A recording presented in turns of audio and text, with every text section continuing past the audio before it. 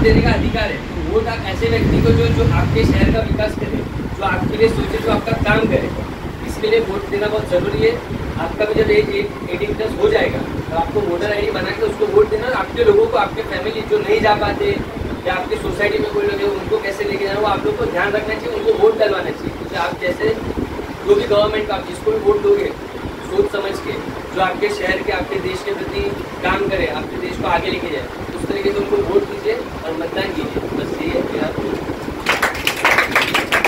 आपल्या दृष्टिकोनातून एक महत्त्वाचा दिवस आहे।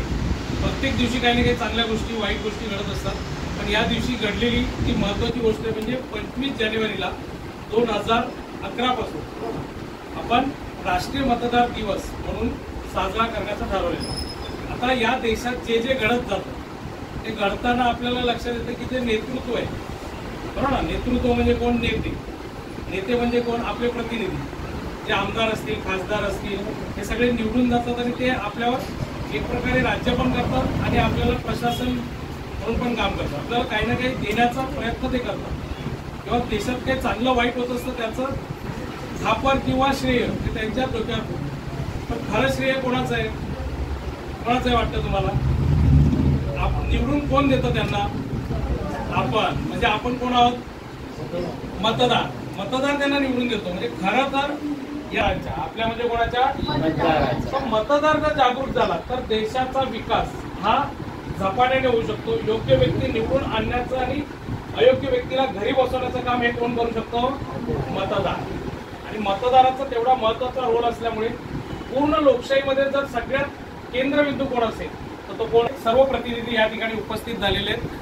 सगळे तुम्हाला मार्गदर्शन करणारच आहेत। त्यात प्रमोद देणे साहेब आहेत, त्याच्यानंतर गणेश मिस्त्री साहेब आहेत, त्याच्यानंतर मुकेश शर्माजी आहे, हां।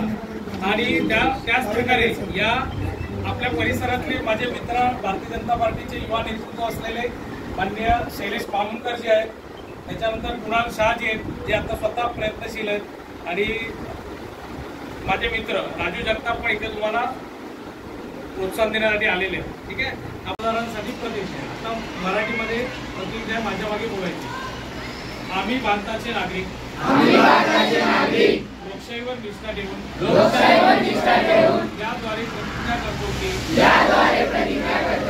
आपल्या देशाच्या लोकशाही परंपरांचे जतन करू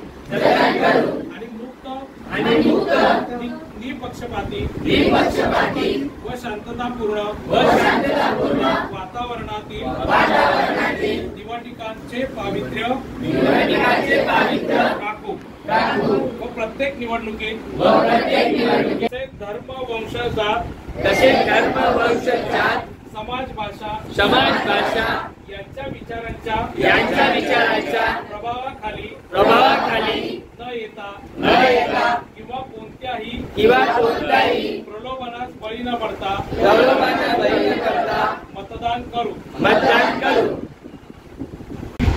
उनको बताना नहीं अपन ऐसा कैसा बोलते आज के दिन कैसा है वैसा बोला फटाफट बोला। पत्रकार कौन? बराबर। और किसको क्या क्या पता है? स्टिंग ऑपरेशन, बराबर। और फटाफट सांगा, त्यांना बोलायचं फटाफट। तुम्ही बोललात नाही ना?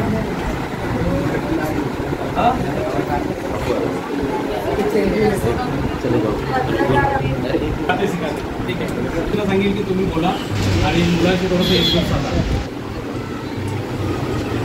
पत्रकार म्हणजे आपल्यातला एक स्तंभ, चौथा स्तंभ जो आहे तो पत्रकारचा आहे। पत्रकारची म्हणजे आज जे पण काही घडतं त्याला आपल्यापर्यंत पोहोचवण्याचं काम करतं पत्रकार। कुठली न्यूज असेल, आज नंतर अगर आपल्या इथे कोणताही काही अपघात झाला किंवा कोणतीही अडचण झाली, ती अडचण आपल्यापर्यंत समजत नाही की काय होणार आहे काय नाही होणार, ते आपल्याला पाठवतं आपल्यापर्यंत ते असतात पत्रकार।